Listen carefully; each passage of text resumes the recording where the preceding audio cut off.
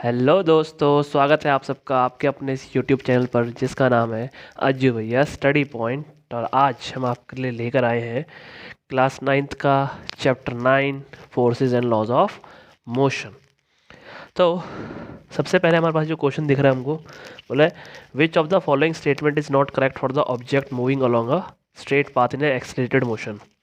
इन्होंने यहाँ पर काफ़ी चीज़ें बोली गई है कि कोई ऑब्जेक्ट है, वो स्ट्रेट पाथ पर मूव कर रहा है, पर कैसा मोशन है उसका, एक्सलेटेड मोशन है। ठीक है, दूसरी चीज़ इन्होंने बोली स्ट्रेट पाथ, और बोला कौन सी इसमें से चीज़ उसके साथ नहीं होगी। ठीक है, याद रखना नहीं होगी। तो सबसे पहले हमारे पास जो ऑप्शन है, बोला इट्स स्पीड्स कीप्स चेंजिंग, बोला उसकी स्पीड लगातार चेंज होएगी, एक्सलेटेड मोशन है तो होगी, सीधी सी बात है। बोला its velocity always changes, velocity भी चेंज होएगी।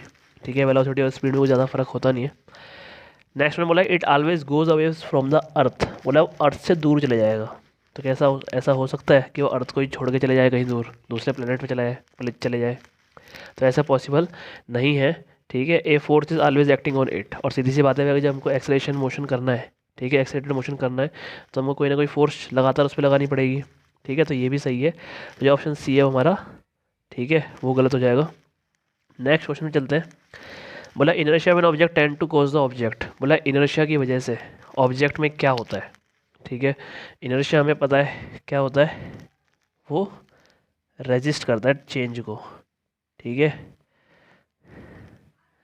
कि उसके अंदर जो भी चेंज हो रहा है, अगर वो रेस्ट पर है तो रेस्ट पर रहना चाहता है, और मोशन में, यूनिफॉर्म मोशन में, तो यूनिफॉर्म मोशन में ही रहना चाहता है कोई भी ऑब्जेक्ट।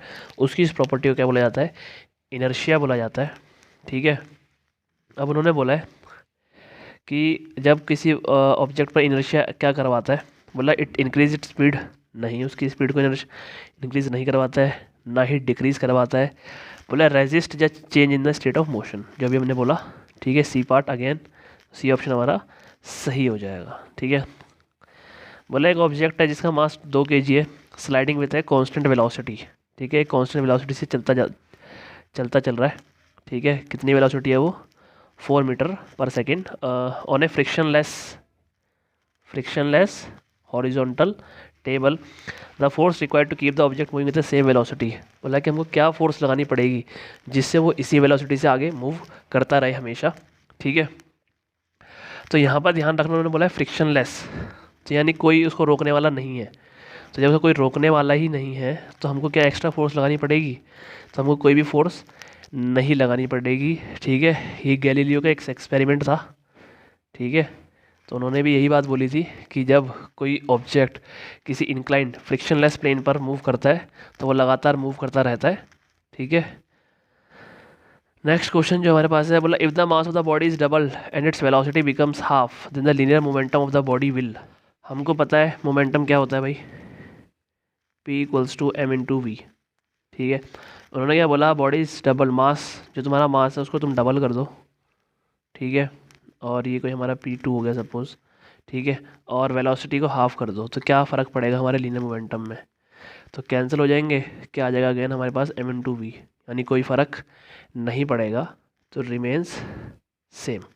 ठीक है, कोई फ़र्क नहीं पड़ेगा। ठीक है, बोला mass of the two bodies are in the ratio and the velocity are in the ratio, the linear momentum will be in the ratio. ठीक है, बोला है कि लीनियर मोमेंटम की रेशियो क्या होगी, तो हमने एक को P1 मान लिया, एक को P2 मान लिया। ठीक है, एक का मास ले लिया हमने 5m। ठीक है, और दूसरे का मास ले लिया, क्या ले लिया, 6m। ठीक है, और m इंटू वी होता है। ठीक है, m इंटू वी होता है, तो v, तो इनकी वेलोसिटी की रेशियो क्या हो गई, एक की v हो गई और एक की 2v हो गई। तो v से v कैंसिल, m से m कैंसिल, तो ये आ जाएगा 5/12। ठीक है, यानी कि ऑप्शन डी। ठीक है, नेक्स्ट मैंने पूछा है goalkeeper in a game of a football pulls his hands backward after holding the ball shot at goal the enable the goalkeeper to. बोला कि जब गोलकीपर बॉल पकड़ता है तो बॉल के साथ साथ अपने हाथों को पीछे करता है। बोला ऐसा करके वो क्या करता है, तो हमको पता है कि ऐसा करने से, ठीक है,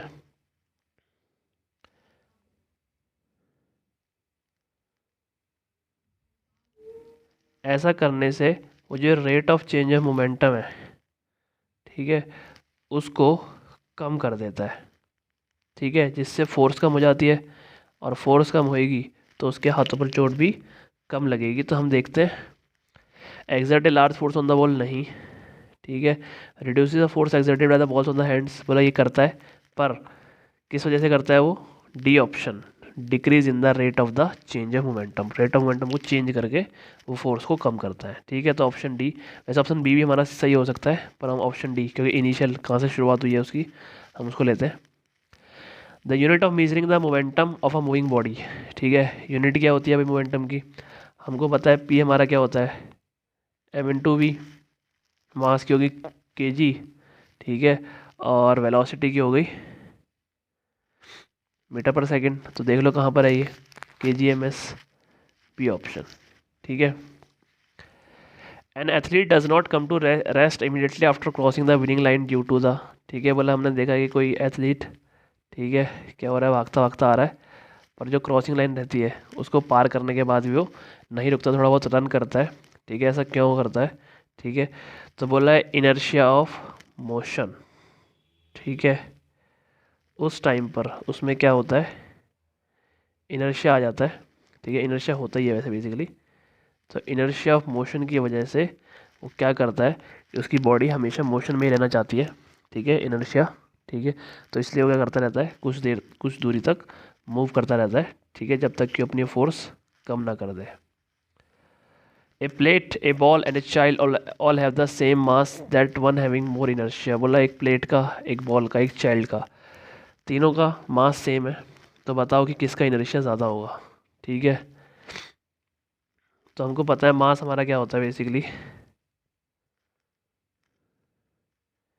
मीज़र ऑफ इनर्शिया बोला जाता है इसको।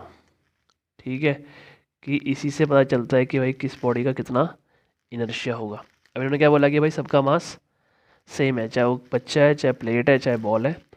तो जब इनका मास सेम है तो इनका इनर्शिया भी क्या होगा, सेम होगा। ठीक है, तो इससे फ़र्क नहीं पड़ता कि वो छोटा है बड़ा है, अगर उनका मास सेम है तो उनका इनर्शिया भी क्या होगा, सेम ही होगा, और बराबर अमाउंट में रेजिस्ट करेंगे। नेक्स्ट क्वेश्चन बोला है, the if the force acting on a body is zero, it's momentum is. बोला अगर किसी बॉडी पर फोर्स ज़ीरो है, ठीक है, तो उसका मोमेंटम कैसा होगा? हमको पता है, हमने पढ़ा है कि हमारा फोर्स क्या होता है, F equals to M V minus U by T. ठीक है, अब क्या हो गया, हमारी फोर्स ज़ीरो हो गई। ठीक है,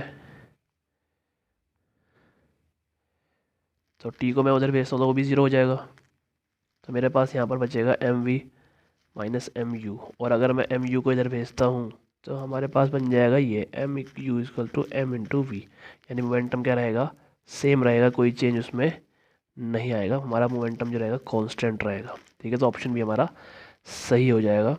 तो ये था हमारा चैप्टर कौन सा, 9। ठीक है, इसके इंपॉर्टेंट एमसीक्यूज न्यूमेरिकल्स के लिए मैं दूसरी वीडियो बनाता हूँ।